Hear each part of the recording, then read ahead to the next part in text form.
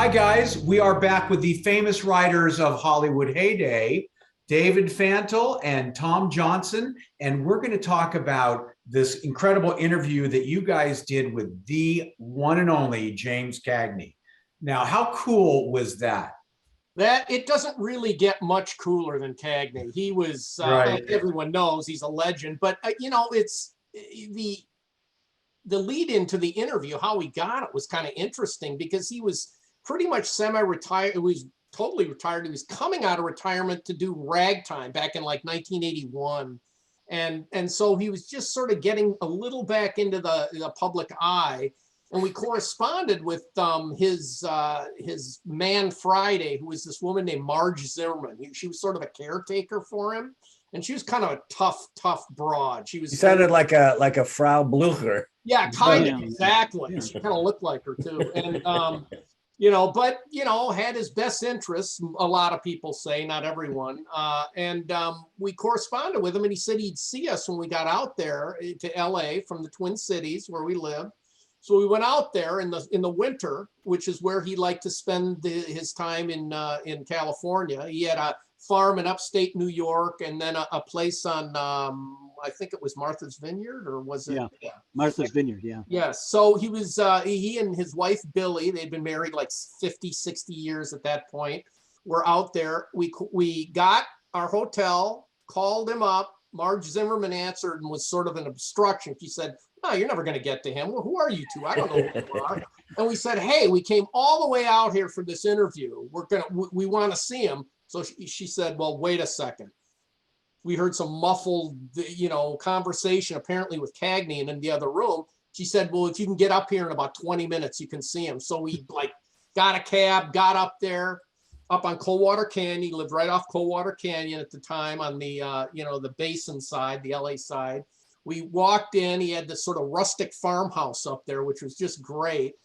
He's in this bathrobe with bed hair because it was in the morning. So it was like just hair all over the place, white hair. He was sitting there, and we talked to him. We came in. The first thing he said, he said to me, he said, "You must be a 6-footer." Meaning like I wasn't 6 feet, but that's what he was measuring me up to be. Dave and I sat down with him. Excuse me. And I mean, it was a great interview. He didn't want to talk about the hoodlum movies. That's what he called them. He wanted to talk about his musicals, which Dave and I were totally into. Oh, yeah. Yeah. And so we were talking about Yankee Doodle Dandy and all these great, numbers. And we asked him, why did you really agree to see us?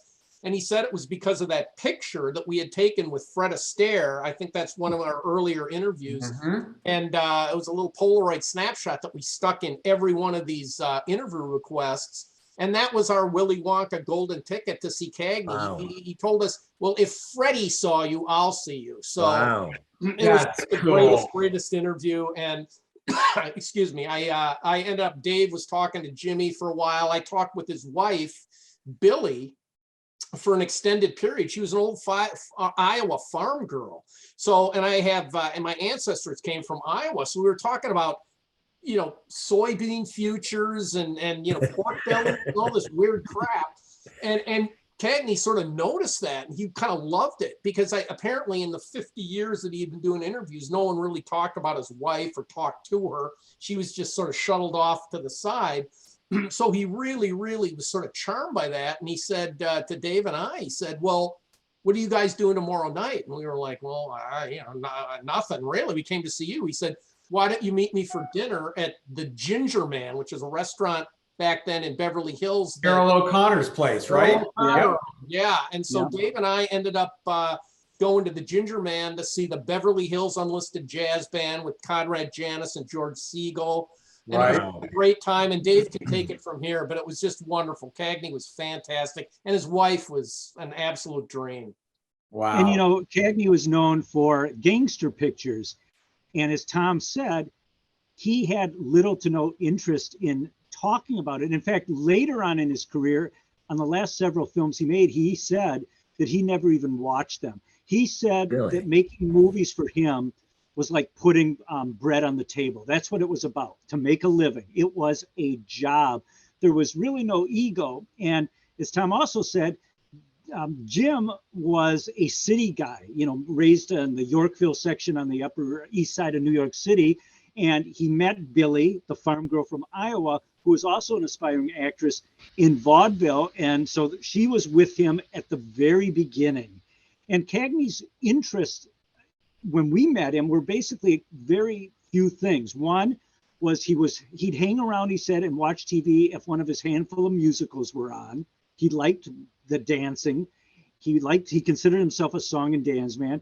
He had no problem. He took up painting later on in life and was actually a pretty accomplished painter. And he was happy to talk about that. And at his little farm in upstate New York on the Hudson River Valley, he raised Morgan horses. And Tom, because again, some of his lineage in Iowa, was able to connect with him on talking about Morgan horses. So it was sort of the Midwest connection that got us this invitation to the Ginger Man.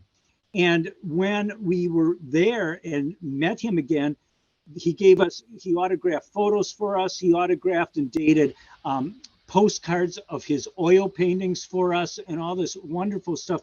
But I should tell you the one ending to the story before the Ginger Man, when we were done at his home in Coldwater Canyon, Marge Zimmerman said, "How are you boys getting back to your hotel?" And we were always a little reticent to disclose what kind of flea bags we were staying in. And it wasn't the Beverly Terrace. It was some other flea bag at the time. And it wasn't the Beverly Hills Hotel either, let me tell No, you. not the Pink Palace by a long, that would a long stretch. So anyways, we said, well, we'll take a cab back like we got here, or we'll walk, which was probably maybe 2 miles at the most.